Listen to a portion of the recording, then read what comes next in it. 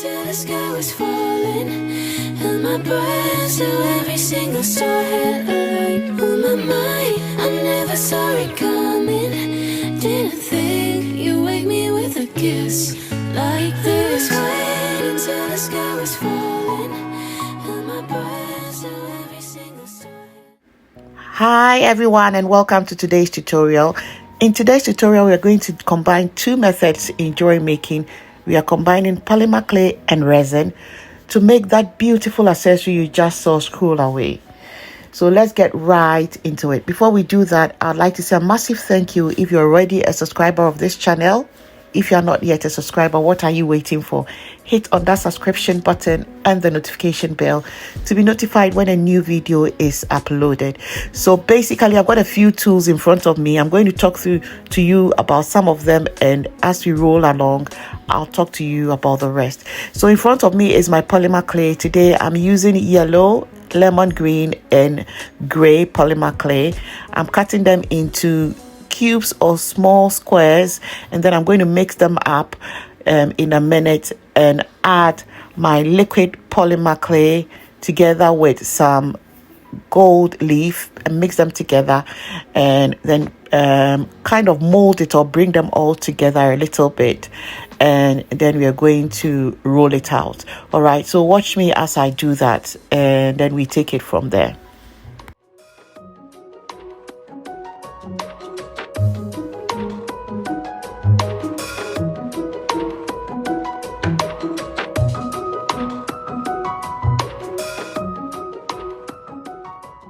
The liquid polymer clay here is sort of like the binding force, or like the binding material basically for the polymer clay. It brings it all together and help come up with a beautiful design. In the end, I would say I did not really see the effect of the black in there, just because I didn't want too much of it, but I believe that the effect I was looking for in the leaf actually did come out, as I had a few traces of browns and greens and grays and gold in there, and that actually made the final product really beautiful. So what I'm doing here now is just cutting my polymer clay into those thin sheets, and then we're going to press them together in a minute. Yeah, right there, that was a sharp one there, and I nearly caught myself with that too. That is really sharp, so be careful if you have any at hand and you're using it. It's very easy for you to be cutting on the wrong side whilst you hold on onto the right side. Anyway, I hope I'm making sense and not talking gibberish. So I tried to clean off my work surface a little bit because of my black polymer clay, liquid polymer clay, and I'm going on to arrange all my cuts so that I can press it easily. As I did the pressing, I found out that it wasn't coming out as exactly as I wanted it. It was a little bit difficult working with this particular polymer clay, or this particular make. For some reason, this is the one that kids would usually use, as I was trying out this other brand of polymer clay. So I wouldn't say the effect was 100% or exactly what I wanted, but the outcome wasn't that bad at all. So I roll it out some more, remold it, and then cut it up again. This is because I'm trying to have a very intricate design in this whole pattern. And as you remold and cut it, you get a different pattern as well. I wish I'd zoomed in here for you to see exactly what I'm talking about.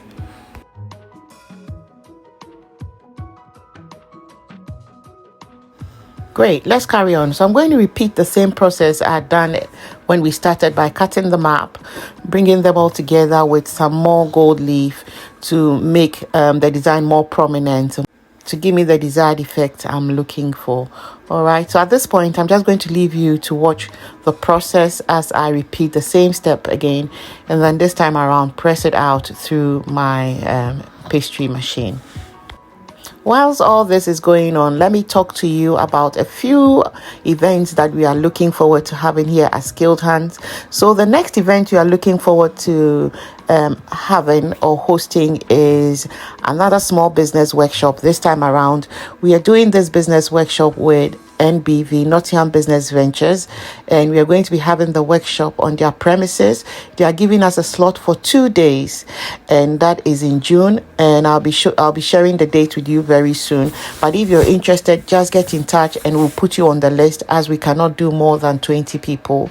The room takes exactly 20 people, so if you're interested, let us know.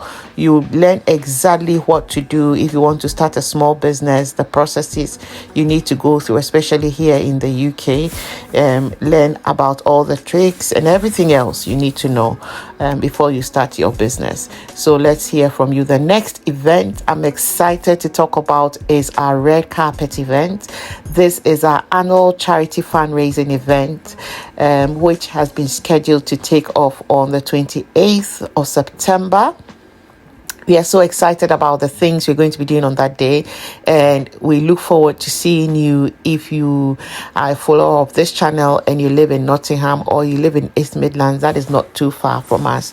We'll be happy to have you join us. So my clay has just come out of my pastry machine. I'm just smoothing it out in a few places because I want a desired thickness. So I've just folded it on top of it and trying to smoothing it out.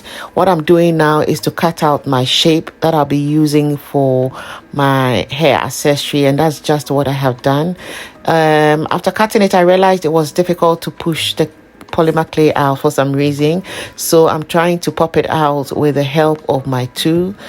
I've just done that, and I need to smoothing out the edges of my shape with some modeling tool, and that's exactly what you see me do in there. So it's just to have a clean design. So I'm cutting out all the raw edges of the polymer clay just to smoothen all those edges out. I think that is very necessary if you're looking forward to having a beautiful design in the end. So basically that is it.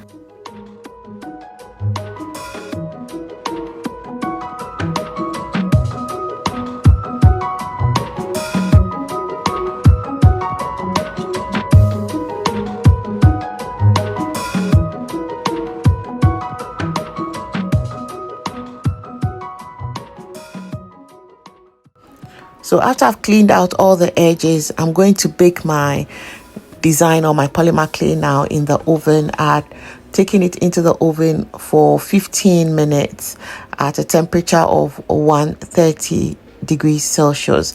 I wanted it to kind of look like a burnt leaf a little bit, just because of what I was going for. But if that is not what you're looking at, and particularly for the clay I used, you may have to put it in the oven for about 13 minutes. So 13 to 15 minutes should be appropriate. But I would advise that you read the instructions on the box before you go in with baking your design, just so that you don't burn your clay. Basically that's it. So I brought it out of the oven, and what I've done next is to put a layer of resin on top of it, because I'm looking at the glossy, shiny final effect of my accessory. So that's exactly what I have done here. I've done 2 layers of my resin. So I did my first layer of my resin, and then it will go under the UV lamp just to cure it for 150 seconds. Actually, I done it for 300 seconds because I wanted it to harden up some more and dry off beautifully. Now remember, because the design isn't transparent, you need to keep it under the UV lamp for a much longer time. So I did it on the top for the first 300 degrees, and then I put some more resin on top of it, and then I popped it under the UV lamp again for another 300 degrees, another 300 seconds, and then I took it out before putting the hair clip hardware behind it. All right, so I'm going to leave you to follow up on the process, and then I'll come in again and let you know what the next step is. What you see me do here with my paintbrush is just trying to clean off all the spillages of the resin, as it gives it a clean finish, and you don't have to do a lot of work trying to clean it or file off all those sharp edges in the end. So basically that's it. That is what I'm doing next now, with me putting a second layer of my resin on top of my piece, just to give it a smooth top finish as well as give it a brilliant final finish and an all level layer finish as well. So yeah, basically that's it over there. Now there's one step I might have missed here. So I had attached the clip to the back end of my design with the help of my hot glue gun. You can see that there. That basically was to keep the clip in place. So it was just to keep the clip in place whilst I come in with my UV resin. So my UV resin is actually the binding material, is what is going to keep my leaf piece together with the clip or the back end clip. All right, basically that's it. So that's what I've done there, just to secure my whole piece together. Now I'm going back again to put a layer of my UV resin all over the back. This is just a thin layer to give the back end of the accessory a good effect, or a final top finish effect, as it didn't look good without that. So basically that's what I'm doing here.